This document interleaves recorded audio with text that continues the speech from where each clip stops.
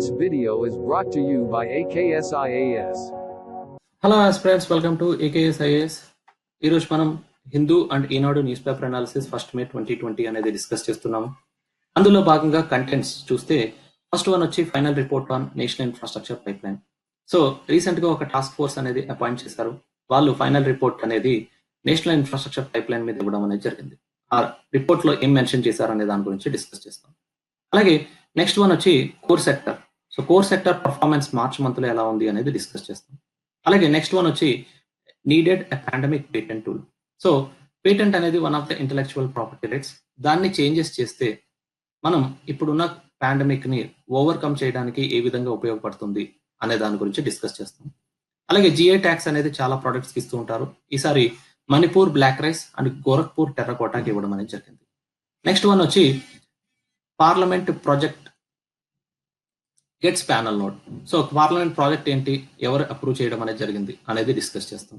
Next extension of jurisdiction of central administrative tribunal to Jammu and Kashmir opposed. ఎందుకు oppose చేశారు, ఎవరు oppose చేస్తున్నారు, what are the reasons అనేది ఈ ఆర్టికల్లో డిస్కస్ చేస్తాం. అలాగే expert call for proper disposal of PPE kits. So ఎప్పుడైనా ఈ పీపీఈ కిట్స్ డిస్పోజల్ చేసేటప్పుడు ప్రాపర్ మెథడాలజీ అనేది ఉపయోగించాలి అని చెప్పని ఎక్స్పర్ట్స్ తెలియజేయడం అనేది జరిగింది. Next song of peace from Manipur conflict zone. So Manipur లో చాలా వరకు కూడా ట్రైబల్ పీపుల్ ఉంటారు, వాళ్ళ మధ్యన కాన్ఫ్లిక్ట్స్ ఎక్కువగా జరుగుతూ ఉంటాయి.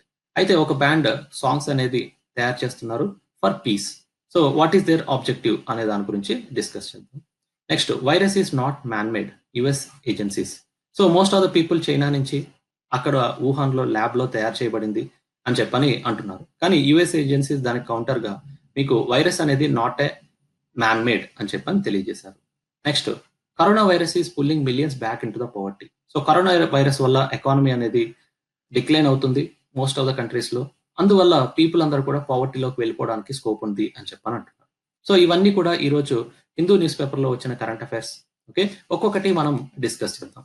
అందులో భాగంగా final report on national infrastructure pipeline. Okay, so ఇది ఎవరు సబ్మిట్ చేశారంటే a task force headed by Atul Chakravarthy. Okay, is economic affairs secretary.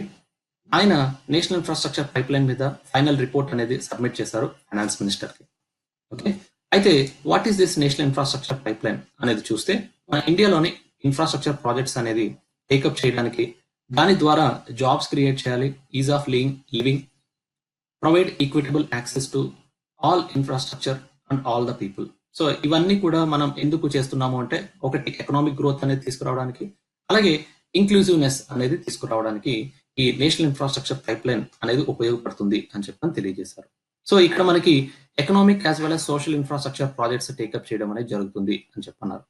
And it includes green field and brown field projects ఉంటాయి అన్నారు. గ్రీన్ ఫీల్డ్ ప్రాజెక్ట్ అంటే new projects ని start చేస్తే green field projects అన్నారు. Existing projects ని expand చేస్తే దాన్ని brown field projects అని చెప్పని అంటున్నారు.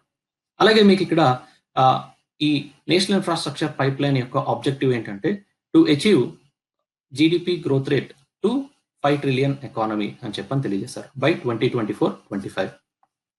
అయితే రీసెంట్ గా టాస్క్ ఫోర్స్ ఇచ్చిన ఫైనల్ రిపోర్ట్ లో ఏమేమి చేంజెస్ చేశారు అని అంటే, ఒకప్పుడు మీకు $100 trillion అవుతుంది అని చెప్పని అన్నారు ఇన్ఫ్రాస్ట్రక్చర్ ప్రాజెక్ట్స్ అన్ని కూడా టేకప్ చేయడానికి నెక్స్ట్ 5 years లో. ఓకే, కానీ as per the report almost 111 lakh crores మనకి ఇన్వెస్ట్మెంట్స్ అనేవి అవసరం పడతాయి అని చెప్పని తెలియజేశారు. Okay, and bulk share of the infrastructure projects అన్ని కూడా ఎక్కడికి వెళ్తాయంటే ఎనర్జీ సెక్టర్, తర్వాత రోడ్స్, అర్బన్, రైల్వేస్. సో ఇలా మీకు major share of the national infrastructure pipeline అంతా కూడా ఈ energy, roads, urban and railways కి వెళ్తున్నాయి అని చెప్పని తెలియజేశారు. సో ఈ ప్రాజెక్ట్స్ లోని షేరింగ్ ఆఫ్ ఇన్వెస్ట్మెంట్ అనేది చూస్తే అండర్ పీపీపీ మోడల్లో తీసుకుంటే మీకు సెంటర్ కి 39%, స్టేట్స్ కి 40% అండ్ ప్రైవేట్ సెక్టర్ 21% పెట్టుకుంటాయి అని చెప్పని తెలియజేశారు. And stages of implementation of various projects చూస్తే అండర్ ఇంప్లిమెంటేషన్ ఉన్న ప్రాజెక్ట్స్ కి 44 lakh crores అవసరం ఉంటాయి అన్నారు. అలాగే ప్లానింగ్ స్టేజ్ లో ఉండే వాటికి 33 lakh crores ఉంటాయి అన్నారు.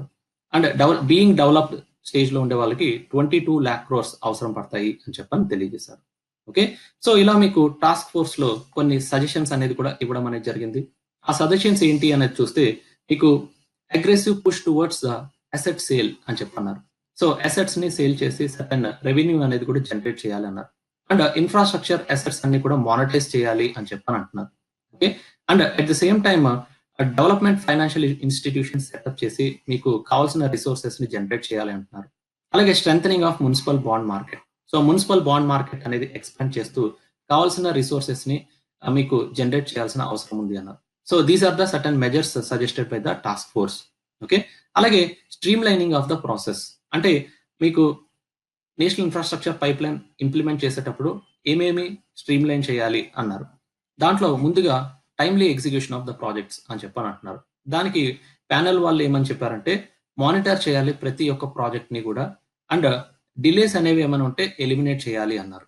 ఇంకొకటి ఫాలో అప్, ఒక స్టీరింగ్ కమిటీ అనేది అపాయింట్ చేసి ఇన్ఫ్రాస్ట్రక్చర్ పర్పస్ ప్రాజెక్ట్స్ ఏవైతే మనం కన్స్ట్రక్షన్ చేస్తున్నామో అవన్నీ కూడా ఎవ్రీ టైమ్ ఫాలో అప్ చేయడానికి ఒక స్టీరింగ్ కమిటీ అనేది అపాయింట్ చేయాలి అని చెప్పని అన్నారు.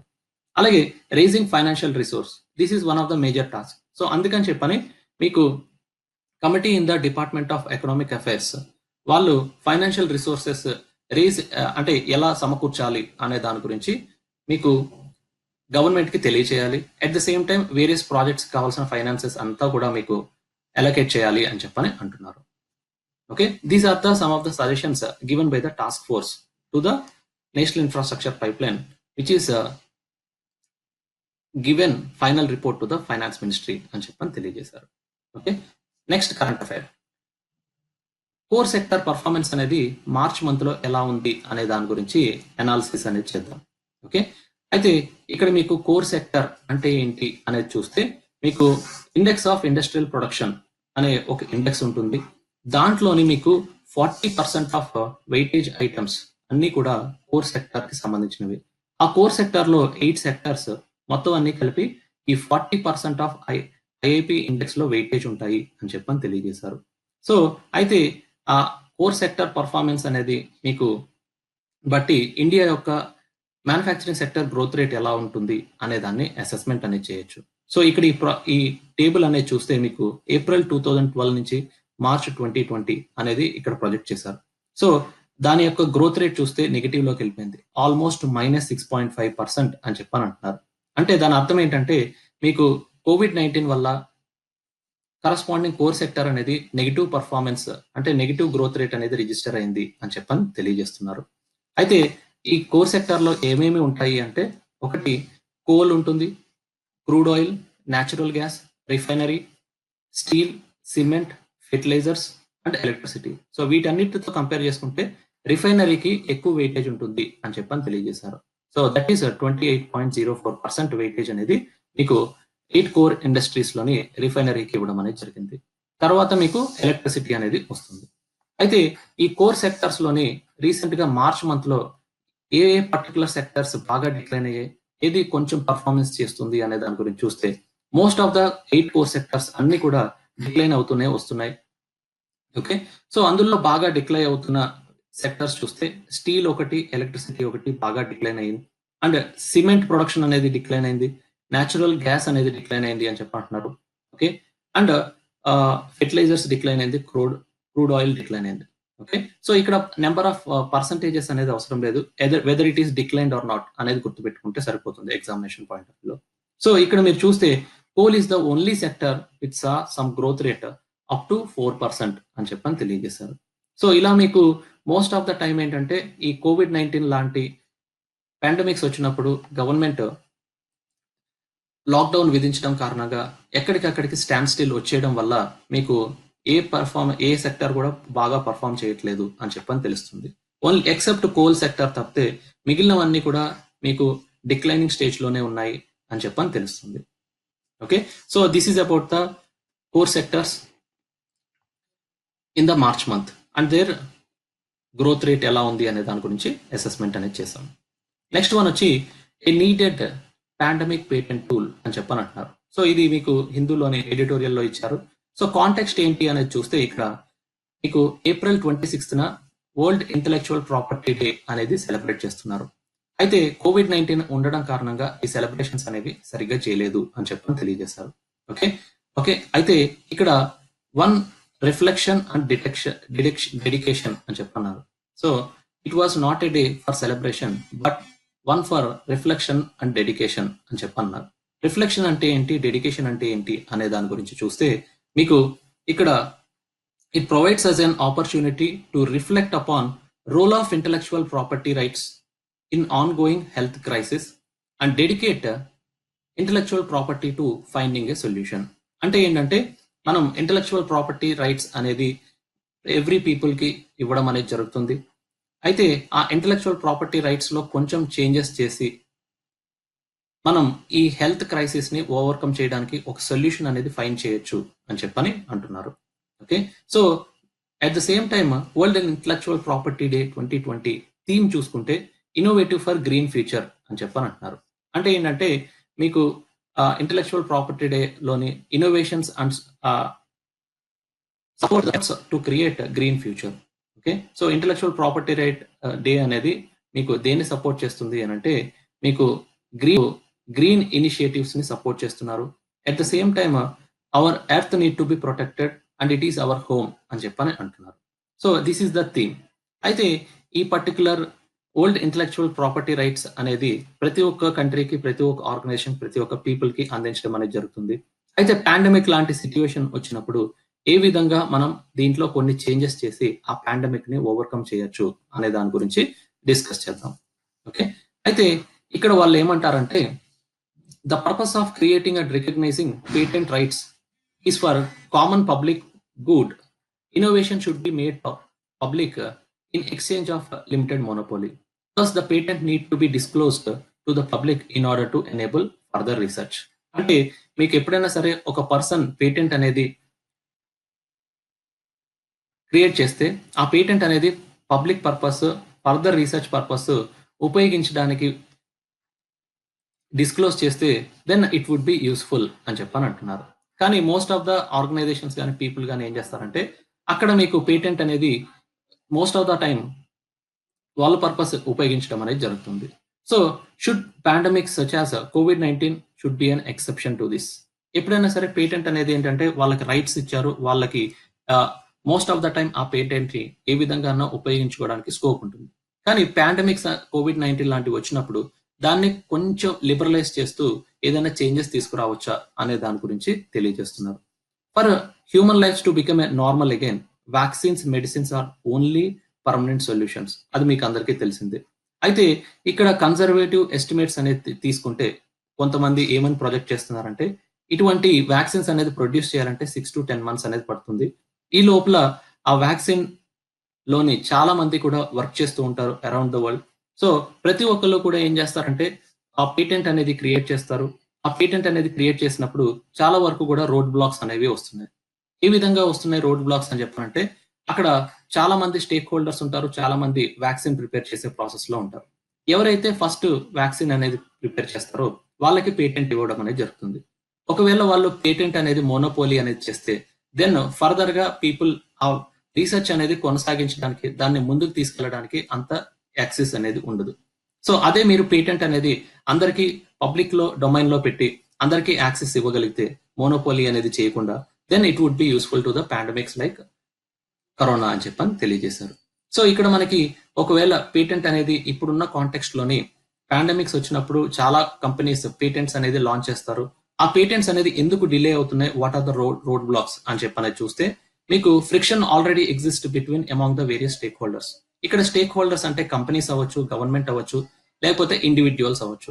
వాళ్ళ అందరి మధ్యన కరస్పాండింగ్ ఫ్రిక్షన్ అనేది ఉండడం కారణంగా మీకు పేటెంట్స్ అనేది డిలే అవుతున్నాయి. At the same time product launching అనేది డిలే అవుతుంది అని చెప్పని తెలియజేశారు. And deal in the production of vaccine. So the deal between the various companies, ఎందుకంటే ఒక కంపెనీ మీకు వ్యాక్సిన్ అనేది తయారు చేయట్లేదు. సో కొంతమంది రీసెర్చ్ చేస్తారు, దాన్ని తర్వాత మ్యానుఫ్యాక్చర్ చేసే కంపెనీస్ వేరు ఉంటారు. అట్ ద సేమ్ టైమ్ దాన్ని సప్లై చైన్స్ అనేవి వేరు ఉంటాయి. సో అలా మీకు అందరి మధ్యన మీకు డీల్ అనేది జరిగితేనే దెన్ వ్యాక్సిన్ అనేది ఫైనల్ పీపుల్ కి అందుతుంది. ఆ డీల్ లోని కూడా మీకు రోడ్ బ్లాక్స్ అనేవి ఉంటున్నాయి. ఆ తర్వాత ఒక పేటెంట్ అనేది లాంచ్ చేయాలంటే ప్రతి స్టేట్ గవర్నమెంట్ లో లీగల్ హర్డిల్స్ అనేవి వస్తున్నాయి. ఆ లీగల్ హర్డిల్స్ అనేది ఓవర్కమ్ చేస్తేనే మనం ఈ పేటెంట్ అనేది ముందుగా తీసుకొని ప్రతి ఒక్కరికి కూడా వ్యాక్సిన్స్ అందించడానికి స్కోప్ ఉంటుంది. And at the same time various countries dividing countries corporations and international organizations, చాలా కంట్రీస్ కూడా డిఫరెంట్ పేటెంట్ రూల్స్ ఉండడం కారణంగా ఇవన్నీ కూడా డివైడ్ అయిపోయి ఉన్నాయి అని చెప్పని అంటున్నారు. And not getting benefit to the patents. Okay, so patients ఎవరైతే మీకు COVID-19 ద్వారా బాధపడుతున్నారో ఈ వ్యాక్సిన్ అనేది డిలే అవడం కారణంగా వాళ్ళందరూ కూడా చాలా కష్టాలు పడుతున్నారు. And at the same time WTOలోని ట్రిప్స్ అగ్రిమెంట్ అని చెప్పని ఒకటి ఉంటుంది. దాంట్లో కూడా వేరియస్ టూల్స్ అనేవి ఉన్నాయి. Compulsory licensing that is available to ensure the access to the medicines అని చెప్పని అంటున్నారు. సో అంటే ఏంటంటే ఎప్పుడైనా మెడిసిన్స్ అనేది ప్రొడ్యూస్ చేసినప్పుడు మీరు కంపల్సరీ లైసెన్సింగ్ అనేది తీసుకోవాలి అని చెప్పని అంటున్నారు. That is also considered to be one of the road block in the creating patent to the vaccines. Okay, so vaccines related patents అనేది తీసుకురావాలి అని చెప్పని అన్నప్పుడు మీకు ఈ కంపల్సరీ లైసెన్సింగ్ అనేది one of the road blocks అని చెప్పని అంటున్నారు. ఇవన్నీ కూడా ఏంటంటే పేటెంట్స్ క్రియేట్ చేసే ప్రాసెస్ లోని రోడ్ బ్లాక్స్ అని చెప్పని తెలుస్తుంది. సో అందుకని చెప్పని ఇప్పుడు పాండమిక్ లాంటి COVID-19 ని మనం ఓవర్కమ్ చేయాలి, వ్యాక్సిన్స్ అనేది ముందుగా తీసుకురావాలి అని అంటే then we should have a certain solution ఏంటి అంటే ఒకటి కొలాబరేటివ్ సొల్యూషన్ అనేది తీసుకురావాలి. సో ప్రతి ఒక్కరికి కూడా స్పిరిట్ ఆఫ్ కొలాబరేటివ్ సొల్యూషన్స్ అంటే ఏంటంటే అందరూ కూడా ఎవరైతే ఉంటున్నారో వ్యాక్సిన్ ప్రిపేర్ చేసే ప్రాసెస్ లోని ఆర్గనైజేషన్స్ అన్ని కూడా కొలాబరేట్ అవ్వాలి అని చెప్పారంటున్నారు. And at the same time pandemic need disruptive solutions అని చెప్పారన్నారు. And beyond the laws society needs of the people should be respected innovations అని చెప్పని అంటున్నారు. Okay, and create patent pool. This is one of the another solution which is set by the author. So ఈ create a patent pool అని చెప్పనేది చూస్తే, creating a patent pool అనేది చూస్తే మీకు ఎవరైతే వేరియస్ పేటెంట్ తీసుకోవడానికి డిఫరెంట్ ఆర్గనైజేషన్స్ వ్యాక్సిన్ తయారు చేయడానికి పేటెంట్ లాంచ్ చేస్తున్నాయో అవన్నీ కూడా పూల్ చేయండి. పూల్ చేసి వచ్చిన బెనిఫిట్స్ అన్ని కూడా ఆ పర్టికులర్ మ్యానుఫ్యాక్చరింగ్స్ కి ఇవ్వండి అని చెప్పని అంటారు. That is one of the optimum solution which we can provide to the corresponding pandemic crisis or corresponding organizations which are creating vaccines to the COVID-19 అని చెప్పని తెలియజేశారు. ఓకే, అయితే ఇక్కడ ఈ పూలింగ్ క్రియేటింగ్ పేటెంట్ పూల్ అనేది ఎక్కడైనా ఉపయోగించామా అంటే అది ఆల్రెడీ మనం టెలికమ్యూనికేషన్ అండ్ డిజిటల్ ఇన్నోవేషన్స్ లో ఆల్రెడీ ఉపయోగిస్తున్నాం. అక్కడ డీసెంట్ సక్సెస్ అనేది వచ్చింది. సో అలాంటి పేటెంట్ పూల్ అనేది క్రియేట్ చేస్తే ఇప్పుడు ఈ COVID-19 లాంటి వేరియస్ పాండమిక్స్ వచ్చినప్పుడు వ్యాక్సిన్స్ క్రియేట్ చేయడానికి అన్నిటికీ కూడా కలెక్టివ్ ఎఫర్ట్ అనేది పెట్టడానికి ఉంటుంది. అట్ ద సేమ్ టైం ఈజీగా ఫాస్ట్ గా వ్యాక్సిన్ అనేది ప్రొడ్యూస్ చేయడానికి స్కోప్ ఉంటుంది అని చెప్పని తెలియజేశారు.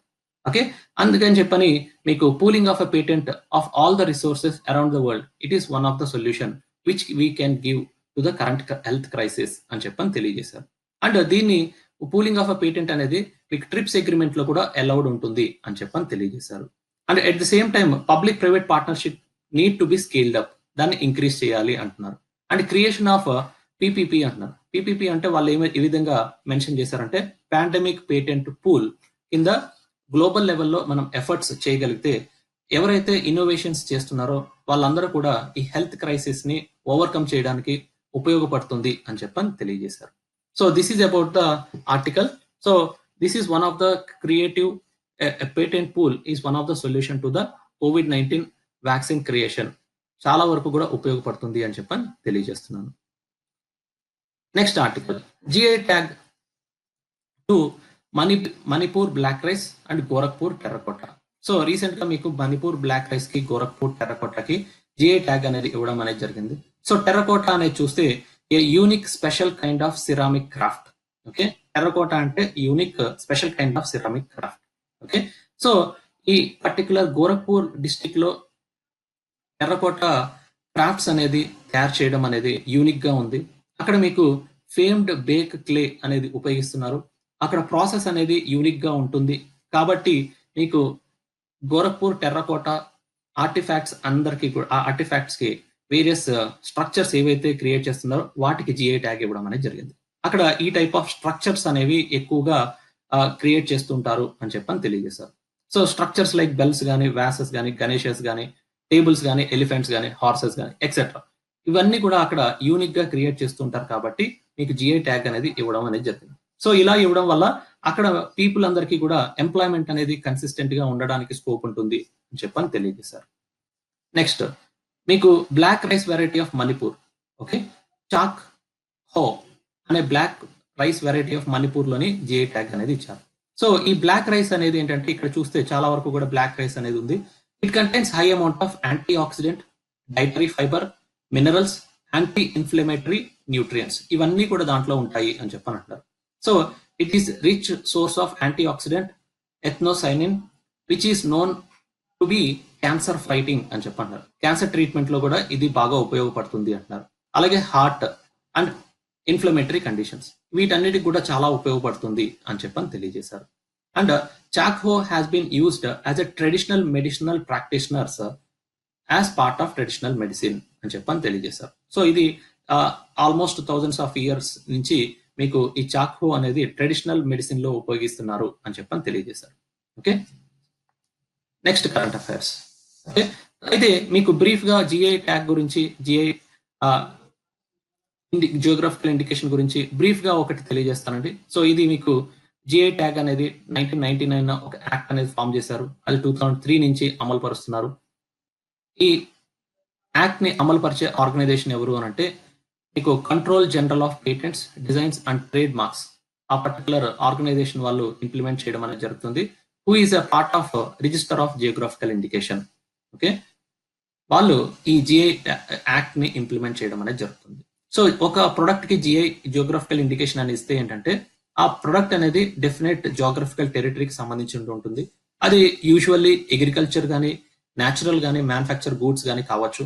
ఓకే, అండ్ అక్కడ మీకు ప్రొడ్యూస్డ్ మ్యానుఫ్యాక్చర్ గూడ్స్ కానీ, ప్రాసెస్డ్ కానీ, ప్రిపేర్డ్ కానీ ఆ పర్టికులర్ టెరిటరీలో ఏదైతే ఉంటుందో వాటికి జియోగ్రఫికల్ ఇండికేషన్ అనేది ఇస్తారు.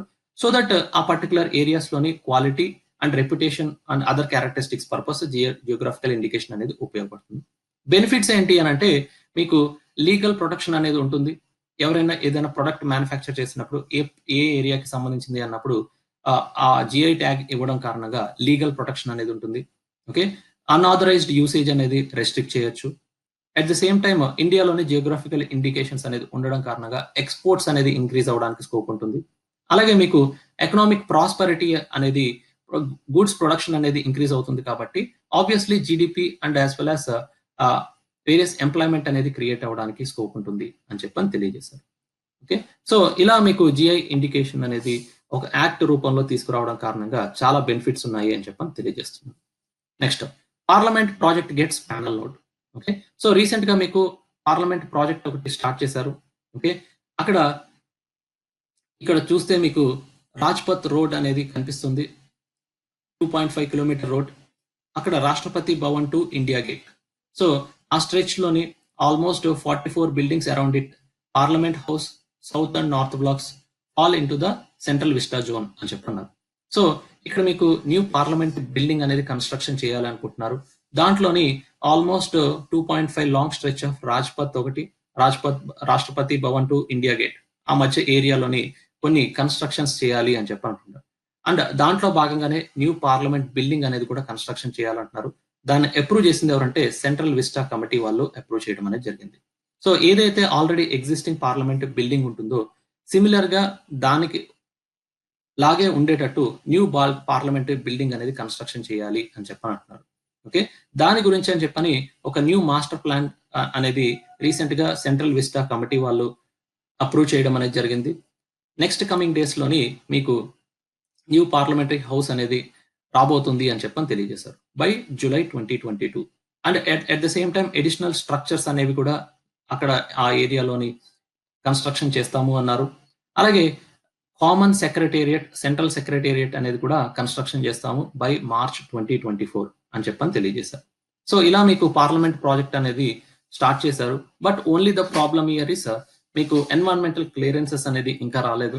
ఒకవేళ అది వస్తే and then Central Vista committee వాళ్ళు అప్రూవ్ చేశారు కాబట్టి న్యూ పార్లమెంటరీ బిల్డింగ్ అనేది కన్స్ట్రక్షన్ చేయడానికి స్కోప్ ఉంటుంది అని చెప్పని తెలియజేశారు.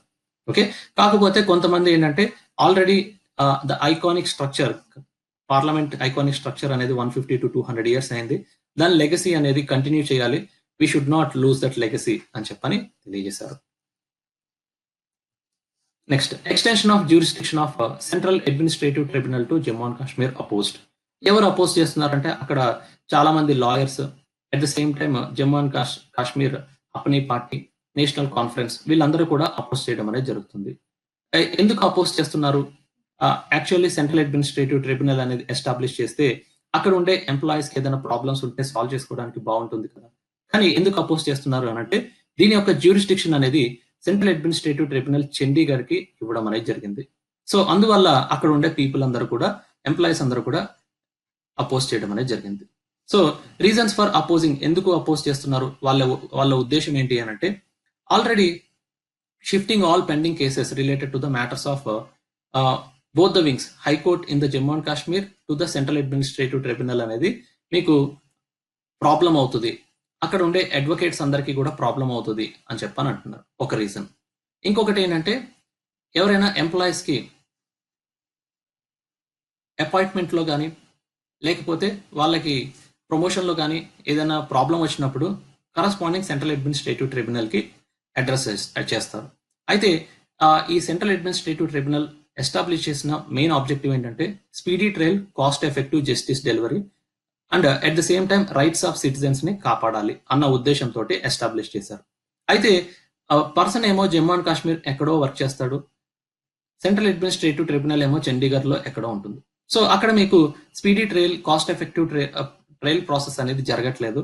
కాబట్టి మీరు అక్కడ సెంట్రల్ అడ్మినిస్ట్రేటివ్ ట్రిబ్యునల్ చండీగఢ్ లో క్రియేట్ చేసిన ఉపయోగం ఉండదు అని చెప్పని తెలియజేస్తున్నారు.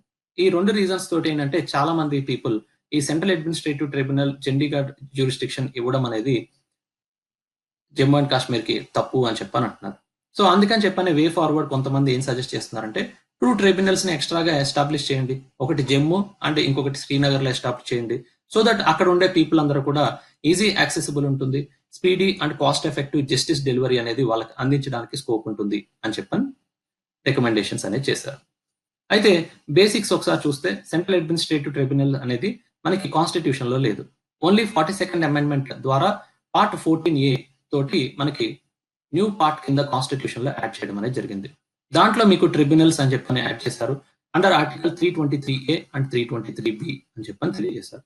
అయితే 323A లోని మీకు పార్లమెంట్ ఒక చట్టం ద్వారా మీకు కరస్పాండింగ్ రిక్రూట్మెంట్ ప్రాసెస్ లో కానీ, సర్వీస్ కండిషన్స్ లో కానీ, ఏదైనా సెంట్రల్ గవర్నమెంట్ కానీ, స్టేట్ గవర్నమెంట్ కానీ, మీకు లోకల్ బాడీస్ లో కానీ పర్సన్స్ అపాయింట్ చేసే ప్రాసెస్ లో ఏదైనా ఇష్యూస్ ఉంటే ఆ పర్టికులర్ సెంట్రల్ అడ్మినిస్ట్రేటివ్ ట్రిబ్యునల్ కి రిపోర్ట్ చేయొచ్చు అన్నారు.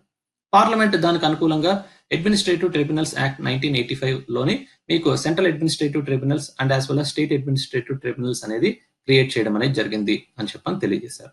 సో ఆ విధంగా మీకు ఎవ్రీ స్టేట్ లో మీకు central administrative tribunal and state administrative tribunals అనేది ఎస్టాబ్లిష్ చేసి అక్కడ ఉండే పీపుల్ యొక్క ప్రాబ్లమ్స్ ని అడ్రస్ చేయడం అనేది జరుగుతుంది అని చెప్పని తెలియజేశారు. Next one, experts call for proper disposal of PPE kits. So recent గా మీకు COVID-19 రావడం కారణంగా చాలా వరకు కూడా PPE కిట్స్ అనేది ఎవ్రీడే ఉపయోగిస్తున్నారు. PPE అంటే పర్సనల్ ప్రొటెక్టివ్ ఎక్విప్మెంట్ అనేది చాలా వరకు కూడా ఉపయోగించడం అనేది జరుగుతుంది. సో అక్కడ ఉండే డాక్టర్స్ కానీ లేకపోతే కరస్పాండింగ్ నర్సెస్ కానీ, ఫ్రంట్ లైన్ లో ఉండే పేషెంట్స్, COVID-19 పేషెంట్స్ కి ట్రీట్ చేసే వాళ్ళందరినీ కూడా ఫ్రంట్ లైన్ వర్కర్స్ అని చెప్పాలంటారు. వాళ్ళందరూ కూడా పర్సనల్ ప్రొటెక్టివ్ ఎక్విప్మెంట్ అనేది చాలా వరకు కూడా ఉపయోగిస్తున్నారు.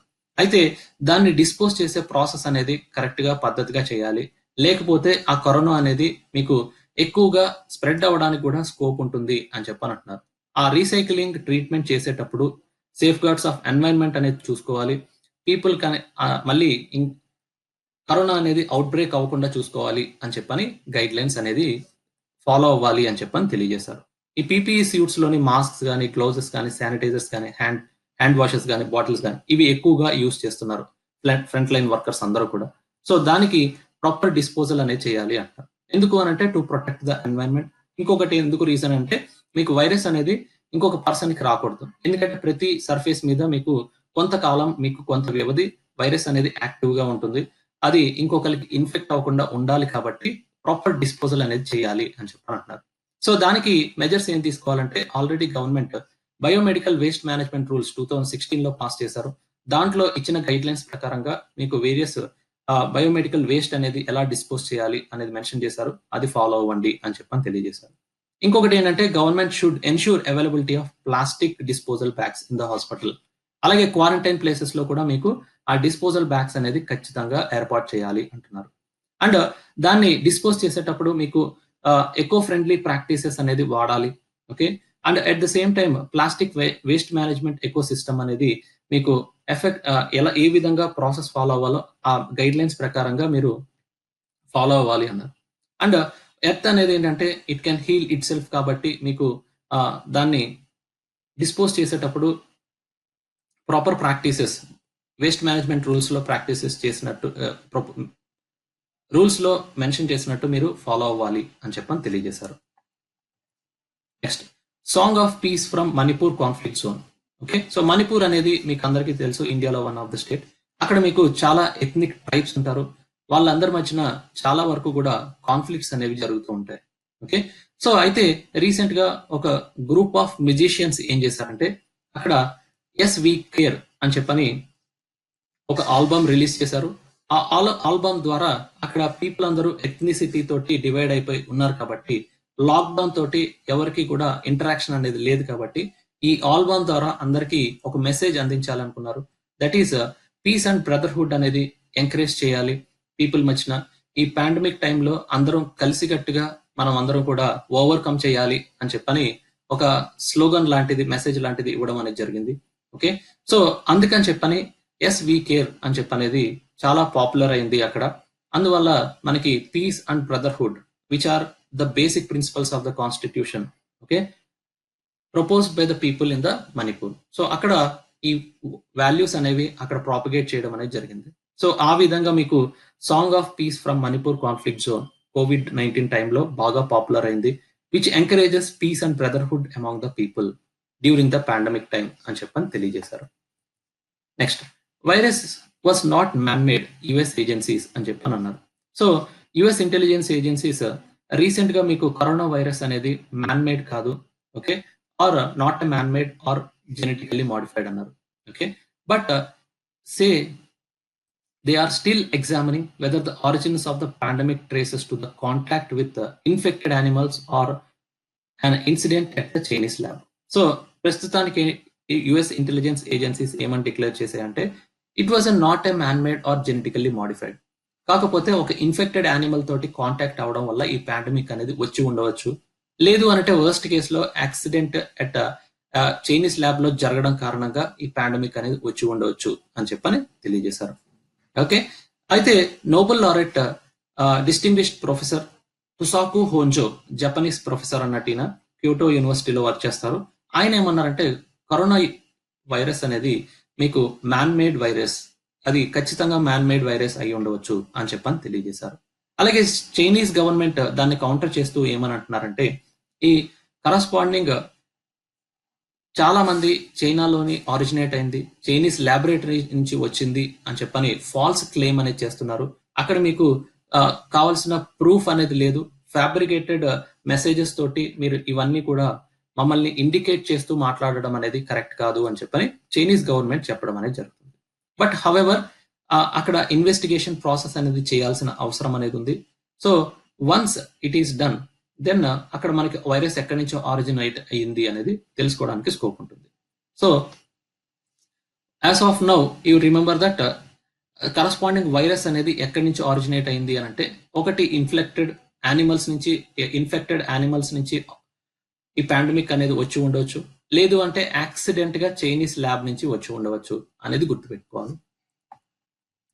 Next, corona virus is pulling millions back in to poverty.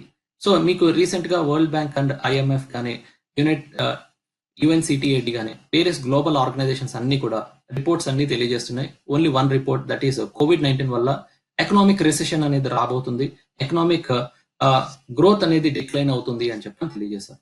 అదే కానీ జరిగితే సబ్ సహారన్ కంట్రీస్ లో కానీ సౌత్ ఏషియన్ కంట్రీస్ లో కానీ చాలా వరకు కూడా పీపుల్ అందరూ ఎఫెక్ట్ అయ్యే ఛాన్సెస్ ఉన్నాయి.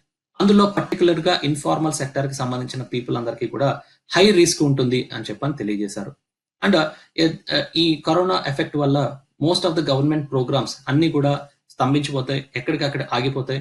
అండ్ పీపుల్ కి ఇవ్వాల్సిన బెనిఫిట్స్ అన్ని కూడా ఇవ్వలేని పరిస్థితిలో ఉంటారు, ఎందుకంటే ఎకానమీ అనేది డిక్లైన్ అవుతున్నప్పుడు గవర్నమెంట్ కి ఎక్కువ రెవెన్యూ జనరేషన్ అనేది ఉండదు కాబట్టి గవర్నమెంట్ ప్రోగ్రామ్స్ ఎఫెక్ట్ అయితే పీపుల్ అందరూ కూడా పోవర్టీలోకి వెళ్ళిపోవడానికి స్కోప్ ఉంటుంది అని చెప్పని తెలియజేశారు. అండ్ అరౌండ్ ద వరల్డ్ మొత్తం అంతా కూడా స్టాగ్నేషన్ ఆఫ్ గ్రోత్ రేట్స్ అనేది రిజిస్టర్ అవుతున్నాయి. ఎకనామిక్ కాంట్రాక్షన్ అనేది జరుగుతుంది. దానివల్ల గ్రేట్ రిసెషన్ అనేది రాబోతుంది అని చెప్పని తెలియజేశారు. సో ఇవన్నీ కూడా various indications given by the global organizations like World Bank, IMF, and as well as UNCTAD. Okay, so corona అనేది not only the least developed countries, developed countries లో కూడా ఇంపాక్ట్ చాలా ఎక్కువ ఉంటుంది అని కూడా తెలియజేశారు. Okay, so these are the current affairs. ఈ రోజు వచ్చినవన్నీ కూడా మీకు అందించడం అనేది జరిగింది. రేపు మరిన్ని కరెంట్ అఫైర్స్ తో మీ ముందుకు వస్తాము. Okay, wish you all the best. If you like the video, like, share and subscribe. Thank you very much. This video is brought to you by AKS IAS.